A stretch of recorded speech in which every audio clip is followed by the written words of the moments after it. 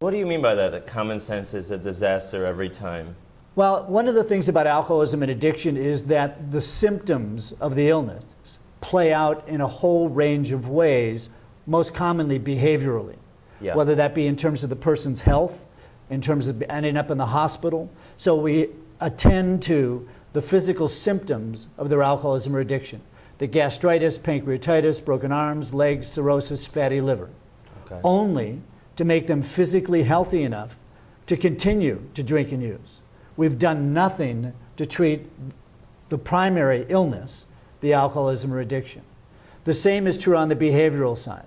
If it causes problems for them legally, we try to bail them out.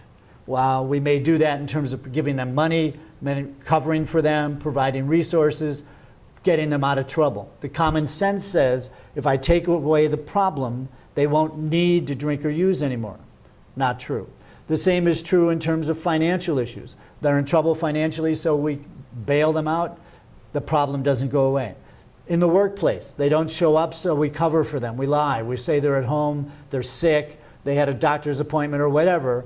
But again, what we're doing is covering up the problem, not dealing with it directly. Same is true in family issues and relationships. Well, let's get some marriage counseling or family counseling or whatever. But if it doesn't focus on the alcoholism and addiction, all that time and effort and energy that the family has spent will not be effective. It has to recognize that we deal with the alcoholism and addiction as a primary illness, and then many of the other problems we're concerned about literally will go away.